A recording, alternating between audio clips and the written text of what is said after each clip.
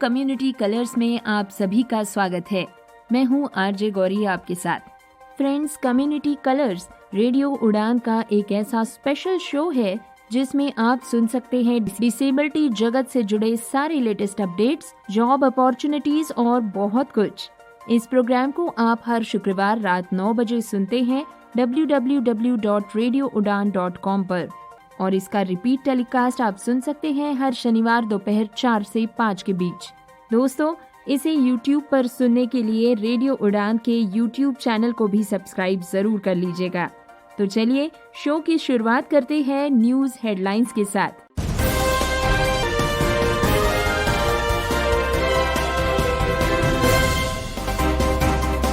Facebook ने किए news feed में बदलाव, दृष्टिबाधित यूजर्स के एक्सेसिबिलिटी पर पड़ेगा असर।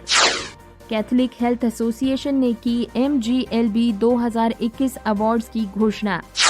यूएस की बड़ी कंपनियों के लिए बन रही है मार्केट रिसर्च रिपोर्ट, विविधता और समावेशिता पर दे रही है जोर। बुजुर्गों और विकलांगों को घर पर ही वैक्सीनेशन। सुप्रीम कोर्ट में दायर याचिका, विकलांग बच्चों को दी जाए मुफ्त शिक्षा। सुप्रीम कोर्ट ने 4 महीने के भीतर दिव्यांगों के लिए प्रमोशन के निर्देश जारी करने के दिए आदेश। कर्मचारी चयन आयोग SSC ने चरण 9 के लिए विभिन्न पदों की भर्ती के लिए आवेदन स्वीकार करना शुरू कर दिया है। तमिलनाडु में ग्रामीण स्थानीय चुनाव में खड़े होंगे 40 विकलांग उम्मीदवार। यूपी में 247 नए लाभार्थियों को मिलेगी विकलांगता पेंशन।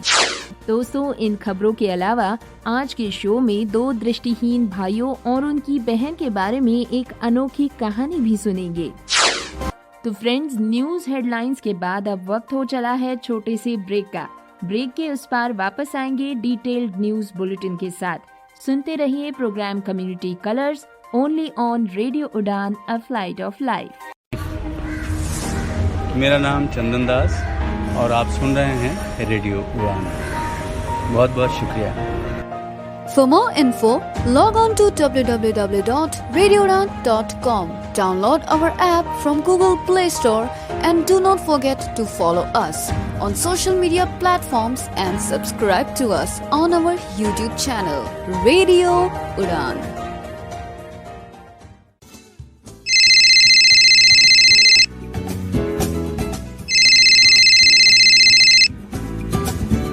Hello hello Bittu. हाँ यार तू आया नहीं, मैंने कल बताया था कि इंटरव्यू के जाना, मेरी ट्रेन निकल जाएगी। कहाँ है तू? हाँ यार, बस आ गया, 5 मिनट में आ रहा हूँ मैं बस तेरे पास।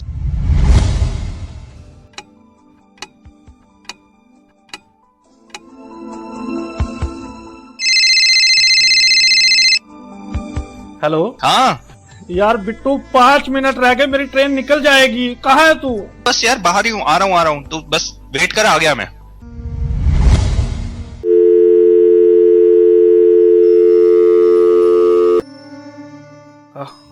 अब नहीं आओ, निकल गई ट्रेन, निकल गई ट्रेन, निकल गई ट्रेन, निकल गई ट्रेन, निकल गई ट्रेन।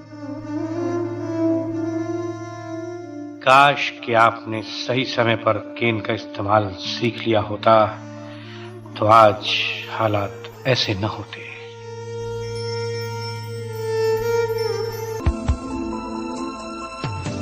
इसीलिए दोस्तों, कीजिए केन से दोस्ती, क्योंकि no cane no game.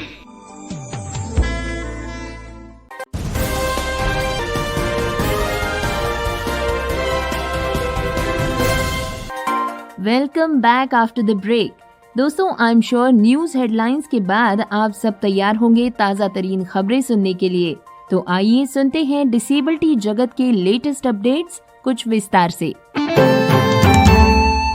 US की 3rd best market research company बनाएगी टॉप ब्रांड्स को लेकर एक मार्केट रिपोर्ट। विविधता और समावेशिता पर रिपोर्ट में दिया जाएगा जोर। दोस्तों, यूनाइटेड स्टेट्स में लीडिंग ब्रांड कंपनीज को एक डाइवर्सिटी एंड इंक्लूजन माने विविधता और समावेशिता की रिपोर्ट में भाग लेने के लिए प्रोत्साहित किया जा रहा है।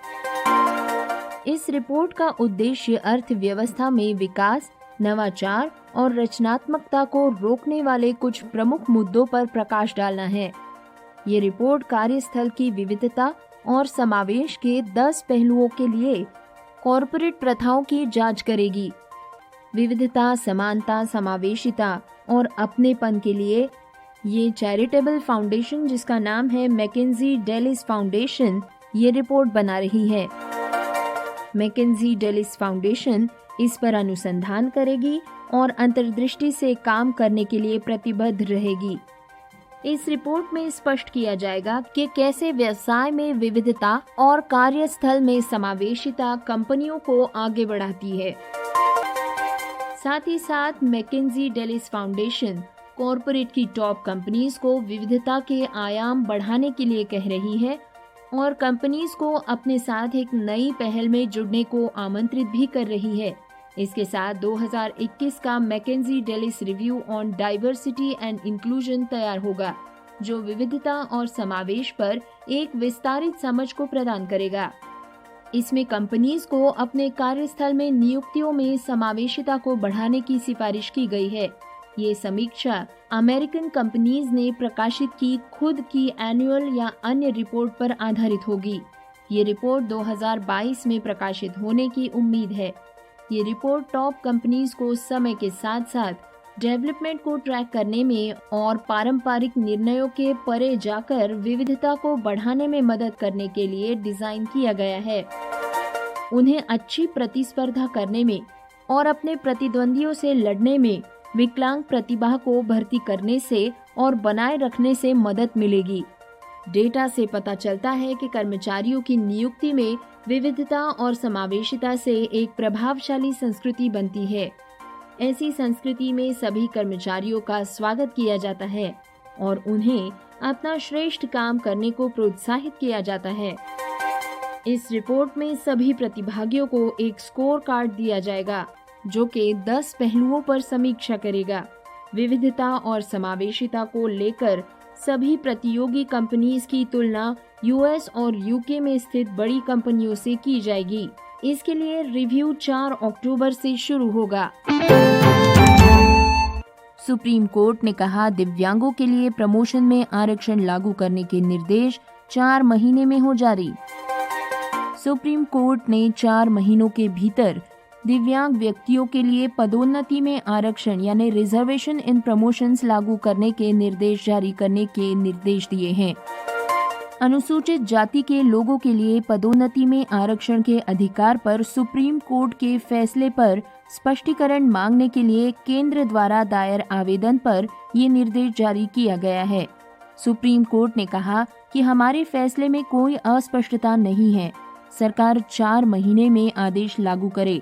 मामले की सुनवाई justice L Nageswara Rao, justice BR Gavai और जस्टिस संजीव खन्ना की पीठ कर रही थी।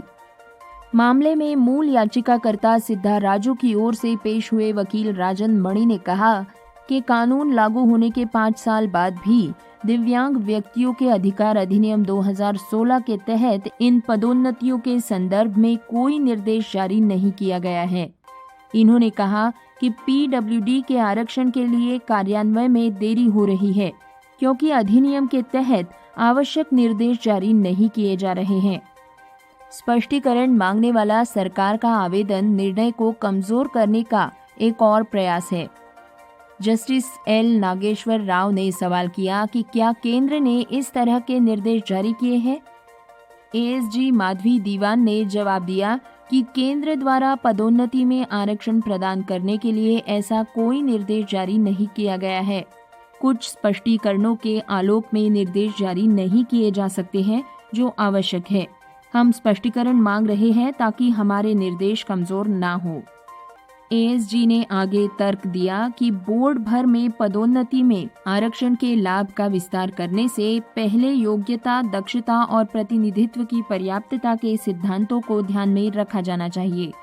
ASG ने पहले तर्क दिया था कि बोर्ड भर में विकलांग व्यक्तियों के लिए पदोन्नति में आरक्षण के व्यापक आवेदन से कई व्यावहारिक समस्याएं पैदा होंगी। सुनवाई के बाद पीठ ने कहा कि केंद्र द्वारा मांगी गई कोई स्पष्टीकरण जारी करने का कारण नहीं मिला है। दोस्तों, कहते हैं कि अगर हौसले बुलंद हो तो आसमान में भी सुराग किया जा सकता है। कुछ इन्हीं हौसलों को समेटे एक दिव्यांग और गरीब परिवार के 2 भाई और एक बहन आज भी संघर्षों से जूझकर कला और संस्कृति के क्षेत्र में अपना हुनर पेश कर रहे हैं। दिव्यांग होने के बाद भी कठिन परिस्थितियों को मात करते हुए ये दिव्यांग और गरीब परिवार पौंडी जनपद के कोटमंडल गांव का रहने वाला है। बचपन में ही ये दोनों भाई और इनकी बहन किसी कारण दृष्टिहीन हो गए थे, लेकिन दृष्टिहीनता के बावजूद तीनों भाई बहनों ने हार नहीं मानी और संस्कृति और कला के क्षेत्र में अपना काम जारी रखा। निर्मल और उनके भाई बहन का गीत संगीत कमाल का है। दिव्यांग निर्मल हारमोनियम और बांसुरी बजाने में माहिर है, वहीं उनके बहन की सुरीली आवाज मन छू जाती है, जबकि एक और दृष्टिहीन भाई इन्हीं गीतों पर ताल देता है। पर्यावरण को बचाने जैसे गीत संगीतों के साथ उत्तराखंड की पौराणिक संस्कृति को बचाने के लिए ये परिवार आज भी संघर्ष कर रहा है। संस्कृति के क्षेत्र में काम कर रहे इन दृष्टिहीन भाई बहनों पर अब तक सरकार की नजर नहीं पड़ी है, जिससे इनके बेहतर मुकाम हासिल करने का सपना आज भी सपना ही बना हुआ है। लेकिन इनका कभी भी हार न मानने का जज्बा कायम है। परिवार आज भी संघर्षों से आगे बढ़ने के लिए जी तोड़ मेहनत कर रहा है। आंखों की रोशनी खो चुके निर्मल बताते हैं कि उन्होंने देश हित में कार्य करने का सपना देखा है, लेकिन शायद ये कुदरत को मंजूर नहीं है। हालांकि इन दिव्यांग भाई बहनों को समाज कल्याण विभाग से 1000 रुपए प्रति व्यक्ति के तौर पर पेंशन मिलती है, लेकिन इस महंगाई के दौर में इससे भरण पोषण कर पाना मुश्किल है। दिव्यांग भाई बहनों की देखरेख इनके पिता करते हैं, लेकिन गरीबी और तंगी ने इस परिवार का पीछा नहीं छोड़ा है। दिव्यांगों के इस हुनर और प्रतिभा की सुध लेकर सरकार इन्हें बेहतर मंच दिला सके, इसके लिए गढ़वाल सांसद तीरथ सिंह रावत के सामने दिव्यांगों के संघर्ष को बयान किया गया, जिस पर गढ़वाल सांसद ने बताया कि वे इस गांव का दौरा कर चुके हैं और दिव्यांगों के हुनर से अच्छी तरह वाकिफ है। सांसद ने कहा कि इनकी शिक्षा के साथ इन्हें रोजगार देने के लिए वे प्रयास करेंगे। साथ ही साथ प्रदेश सरकार का ध्यान इस परिवार की ओर लाएंगे। दोस्तों, एसएससी चयन पोस्ट चरण 9 की अधिसूचना पर एक बड़ा अपडेट। कर्मचारी चयन आयोग एसएससी ने ssc.nic.in पर चयन पोस्ट चरण 9 के तहत स्नातक 12वीं उत्तीर्ण और 10वीं उत्तीर्ण के लिए विभिन्न पदों की भर्ती के लिए आवेदन लिंक सक्रिय कर दिया है। इच्छुक उम्मीदवार जो इस एसएससी के तहत नौकरी पाना चाहते हैं, वे अपनी एसएससी चयन पोस्ट आवेदन 25 अक्टूबर 2021 तक आधिकारिक वेबसाइट पर जमा कर दे। ये ध्यान दिया जाना चाहिए कि जो उम्मीदवार एक से अधिक पदों के लिए आवेदन करना चाहते हैं, उन्हें हर श्रेणी के पद के लिए अलग से आवेदन करना होगा। उम्मीदवारों को आवेदन शुल्क का भुगतान भी करना होगा, जिसके लिए लिंक 28 अक्टूबर 2021 तक सक्रिय है। हालांकि वे 1 नवंबर 2021 को या उससे पहले चालान के माध्यम से शुल्क जमा कर सकेंगे। इस भर्ती के लिए सफलतापूर्ण आवेदन करने वाले आवेदकों को जनवरी या फरवरी 2022 के महीने में ऑनलाइन परीक्षा के लिए बुलाया जाएगा। MTS driver, scientific assistant, accountant, head clerk, conservation assistant technical, matric स्तर के तहत junior computer, higher secondary level और ग्रेजुएट और उससे ऊपर के स्तर की कुल 3261 रिक्तियां उपलब्ध है। इसके लिए आवेदन शुरू होने की तिथि 24 सितंबर 2021 है। चयन पोस्ट ऑनलाइन आवेदन की अंतिम तिथि है 25 अक्टूबर 2021। ऑनलाइन शुल्क भुगतान करने की अंतिम तिथि है 28 अक्टूबर 2021। चालान के माध्यम से भुगतान की अंतिम तिथि है 1 नवंबर 2021। आइए अब सुनते हैं कि इस चरण में कौन कौन से पदों की रिक्तियां घोषित की गई है। Junior seed analyst, girls cadet instructor, chargeman mechanical, chargeman धातु कर्म, वैज्ञानिक सहायक, अकाउंटेंट, हेड क्लर्क, पुनर्वास काउंसलर, तकनीकी अधीक्षक बुनाई, तकनीकी सहायक वन्यजीव, अनुसंधान अन्वेषक वानिकी, सब एडिटर हिंद, उपसंपादक अंग्रेजी, वरिष्ठ वैज्ञानिक सहायक जीव विज्ञान, स्टाफ कार चालक, मल्टीटास्किंग स्टाफ, संरक्षण सहायक तकनीकी, जूनियर कंप्यूटर। पदों की आवश्यकता के अनुसार उम्मीदवारों को 10वीं उत्तीर्ण, 12वीं उत्तीर्ण या स्नातक होना चाहिए। इसकी ऑनलाइन परीक्षा में टाइपिंग, डेटा एंट्री, कंप्यूटर प्रवीणता परीक्षा आदि जैसे कौशल परीक्षण किए जाएंगे। योग्य उम्मीदवार आधिकारिक वेबसाइट www.ssc.nic.in के माध्यम से पद के लिए आवेदन कर सकते हैं। आवेदन शुल्क है 100 रुपए। याद रहे, आवेदन करने के लिए अधिसूचना देखें और इसके आधिकारिक लिंक पर विजिट करें। तमिलनाडु में 6 अक्टूबर और 9 अक्टूबर को होने वाले ग्रामीण स्थानीय निकाय चुनावों में 40 विकलांग उम्मीदवार चुनाव लड़ेंगे। इसमें एक पिता और बेटी की जोड़ी भी शामिल है। विल्लुपुरम जिले के नवमल्ला कप्पेरी गांव की कविता 2011 में स्थानीय चुनाव लड़ना चाहती थी, लेकिन उसका नामांकन अस्वीकार कर दिया गया। इसका कारण ये था कि उन्हें बोलने और सुनने में परेशानी थी और तमिलनाडु पंचायत अधिनियम 1994 की धारा 33 के उपधारा 3 के अनुसार बोलने और सुनने में अक्षमता वाले लोग ग्रामीण स्थानीय निकाय चुनाव लड़ने के योग्य नहीं थे।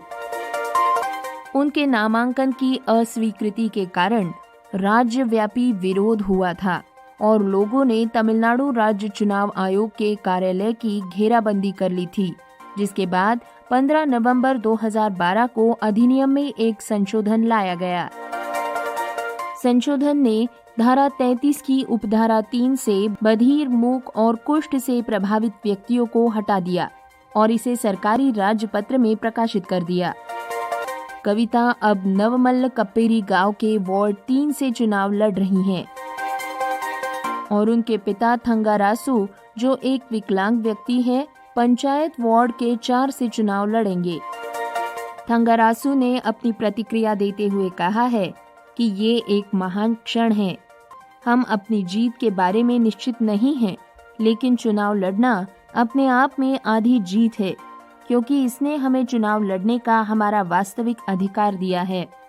तमिलनाडु ग्रामीण स्थानीय निकाय चुनाव में लगभग 40 विकलांग लोग चुनाव लड़ रहे हैं और उनमें से ज्यादातर राज्य के विल्लुपुरम, चेंगलपट्टू और कांचीपुरम जिलों से हैं। डीएम ने दी स्वीकृति, चालू वित्त वर्ष में 247 नए लाभार्थियों को मिलेगी दिव्यांग पेंशन। दोस्तों, जिलाधिकारी की स्वीकृति के बाद यूपी के संभल जिले में 247 नए लाभार्थियों को दिव्यांग पेंशन मिलेगी। ब्लॉकवार लाभार्थियों का चयन किया गया है। वहीं यदि अन्य पात्र दिव्यांग हैं और पेंशन का लाभ लेना चाहते हैं तो वे निकट के जनसेवा केंद्र पर जाकर अपना ऑनलाइन आवेदन करा सकते हैं। तफ्तीश के बाद उन्हें भी पेंशन मिल सकेगी। जिला दिव्यांगजन सशक्तिकरण अधिकारी संगीता सिंह ने बताया कि चालू वित्त वर्ष में 247 नए दिव्यांगों को पेंशन देने के लिए स्वीकृति मिली है। इसमें असमोली ब्लॉक क्षेत्र के 17, बहजोई के 25, बनियाखेड़ा के 40, गुन्नौर के 24, जुनवाई के 13, पवसा के 32, रजपुरा के 20, संभल के 38, बबराला के 2, चंदौसी के 9, संभल नगर पालिका क्षेत्र के 15, बहजोई नगर पालिका क्षेत्र के 8 और सिरसी के 2 लाभार्थी शामिल है। अधिकारी संगीता सिंह ने आगे बताया कि दिव्यांग पेंशन के लिए दिव्यांगता 40% के ऊपर होनी चाहिए। ग्रामीण क्षेत्रों में 46,080 और शहरी क्षेत्रों में 56,460 की आय होनी चाहिए। उम्र की भी 18 पार होनी चाहिए। यदि ऐसे दिव्यांग है तो वे भी अपना आवेदन ऑनलाइन कर सकते हैं। पात्रता की तफ्तीश के बाद उन्हें भी योजना का लाभ दिया जाएगा। दोस्तों, सुप्रीम कोर्ट ने बुधवार को उस याचिका पर अपना फैसला सुरक्षित रख लिया जिसमें शिक्षक छात्र अनुपात के अनुसार विशेष शिक्षकों की नियुक्ति की प्रक्रिया शुरू करके प्रत्येक विशेष आवश्यकता वाले बच्चे या विकलांग बच्चे को मुफ्त में शिक्षा सुनिश्चित करने के निर्देशों की मांग की गई है। Justice A.M. खानविलकर, दिनेश माहेश्वरी और C.T. रविकुमार ने भारत संघ की ओर से पेश माधवी दीवान और याचिकाकर्ता रजनीश कुमार पांडे की ओर से पेश अधिवक्ता शोएब आलम से समाधान तलाशने को कहा है। कोर्ट ने कहा कि चूंकि पर्याप्त संसाधन नहीं है, इसीलिए शिक्षकों को भी प्रशिक्षित करने के प्रयास करने की जरूरत है ताकि विकलांग बच्चों को अच्छी गुणवत्ता वाली शिक्षा दी जा सके। कोर्ट ने शोएब आलम से कहा कि समग्र योजना, दीनदयाल पुनर्वास योजना और सर्व शिक्षा योजना जैसी योजनाएं जो पहले से ही काम कर रही हैं, आप इस मुद्दे को उठाने वाली योजनाओं को रद्द करने का आग्रह कर रहे हैं। ये कानून के विपरीत है। न्यायमूर्ति खानविलकर ने कहा कि विशेष बच्चों को बुनियादी शिक्षा प्रदान करने के संबंध में अभी कोई उपचारात्मक उपाय नहीं किए गए हैं जिन्हें प्रशिक्षित करने की आवश्यकता है। उन्होंने आगे कहा कि ये योजना आज की समस्या का समाधान है। भारत संघ के लिए ASG माधवी दीवान ने प्रस्तुत किए 2 प्रकार के स्कूल हैं, एक जो शिक्षा मंत्रालय के अंतर्गत आता है और दूसरा सामाजिक न्याय मंत्रालय के विभाग के अंतर्गत आता है। शिक्षा का अधिकार अधिनियम 2009 की धारा 31 के अनुसार 6 से 18 वर्ष की आयु के बीच बेंचमार्क विकलांगता वाले प्रत्येक बच्चे को अपनी पसंद के पड़ोस के स्कूल या विशेष स्कूल में मुफ्त शिक्षा का अधिकार होगा। दीवान ने पीठ के समक्ष ये प्रस्तुत किया कि समग्र शिक्षा योजना में विशेष बच्चों को मुख्य धारा में प्रवेश करने का प्रावधान है और इसके लिए विकलांग बच्चों के अधिकार अधिनियम 2016 के तहत प्रदान की गई नौकरियों में आरक्षण सरकार द्वारा विकलांगों के लिए लगभग 4000 पद सृजित किए गए हैं। शिक्षा मंत्रालय ने विशेष आवश्यकता वाले बच्चों के लिए विशेष शिक्षक निर्धारित नहीं किए हैं। जस्टिस खानविलकर ने कहा, आपको विशेष बच्चों के लिए बुनियादी ढांचा, बुनियादी शिक्षा प्रदान करने की आवश्यकता है। वो जनादेश है, शिक्षक शिक्षा का अनुपात आपको विकसित करना पड़ेगा। जिस पर ASG माधवी ने कहा कि सरकार द्वारा दीनदयाल पुनर्वास योजना के अनुसार अनुपात पहले ही निर्धारित किया जा चुका है। उक्त RTI अधिनियम 2009 के तहत कोई अनुपात उल्लेखित नहीं है। पीठ का विचार था कि शिक्षक छात्र अनुपात के संबंध में मानदंड है। ऐसे विशेष विद्यालय दीनदयाल पुनर्वास योजना के अंतर्गत आते हैं। पीठ के समक्ष भारत संघ द्वारा निर्धारित विकलांगों में अलग अलग श्रेणियों का उल्लेख करते हुए ASG ने कहा कि बौद्धिक रूप से विकलांग छात्रों के लिए, दृष्टिबाधित छात्रों के लिए और अन्य विकलांग छात्रों के लिए भी स्कूल है। उन्होंने कहा कि मानसिक रूप से विकलांग छात्रों के लिए 1 से 8 का अनुपात है। बेंच ने UOI से पूछा है कि क्या उन्हें भी कई तरह की अक्षमताएं हैं और क्या दृष्टिबाधित और सुनने में अक्षम छात्रों के लिए कोई अलग प्रशिक्षण है, जिस पर UOI ने हाँ में जवाब दिया है। हमारे पास कई विकलांग बच्चे हैं, लेकिन कार्यक्रम विशेष शिक्षकों के बारे में बात नहीं करता है। एमिकस क्यूरी ऋषि मल्होत्रा ने अदालत के समक्ष प्रस्तुत किया कि RTI अधिनियम 2009 की धारा 2 EE में विकलांग बच्चे शामिल है और उन्होंने UOI की दलीलों पर सवाल उठाया कि क्या अधिनियम और योजना एक दूसरे के समावेशी है। खंडपीठ ने कहा कि विकलांगता अधिनियम 2016 सामान्य स्कूलों पर लागू नहीं होता, लेकिन विशेष स्कूलों पर जरूर लागू होता है। RTI 2009 सामान्य स्कूलों पर लागू होगा। इसके बाद एडवोकेट आलम ने लंबे समय तक ये कहते हुए प्रस्तुतियां दी कि छात्र शिक्षक का अनुपात केंद्र सरकार के अधिकार क्षेत्र में है, इसे प्रत्यायोजित नहीं किया जा सकता है। अनुसूची में शिक्षा के मानदंड और मानक शामिल है। धारा 25 RTI अधिनियम 2009 के अनुसार अनुपात जारी करना केंद्र सरकार का कर्तव्य है।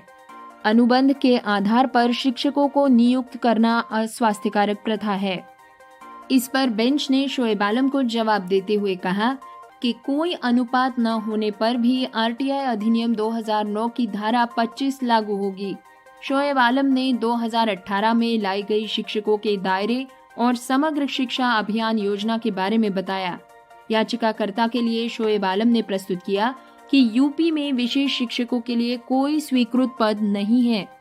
केंद्र ने अपने हलफनामे में छात्र शिक्षा का अनुपात तय करने की जिम्मेदारी राज्यों पर छोड़ी है। याचिकाकर्ताओं ने कुछ और भी प्रार्थनाएं की है, जैसे हर एक विकलांग बच्चे को मुफ्त और अनिवार्य शिक्षा सुनिश्चित करने के लिए प्रतिवादियों को आदेश दे और हर एक विकलांग बच्चे के साथ नियमों, विनियमों और योजनाओं के अनुसार शिक्षक छात्र अनुपात के अनुसार विशेष शिक्षकों की नियुक्ति की जाए, उत्तरदाताओं को आरक्षित करे और देश या राज्य के प्रत्येक स्कूल में कम से कम 2 स्पेशल टीचर्स के पदों को आरक्षित किया जाए। याचिकाकर्ताओं ने संबंधित राज्य सरकार सहित स्कूलों के दायित्व का हवाला देते हुए कहा कि वे केंद्रीय अधिनियमों में निर्धारित अनुपात में विकलांग बच्चों को गुणवत्तापूर्ण प्रशिक्षण प्रदान करने के लिए विधिवत योग्य विशेष शिक्षकों की नियुक्ति सुनिश्चित करे। केंद्र सरकार द्वारा समय समय पर और ऐसे शिक्षकों की सेवाएं ली जाए।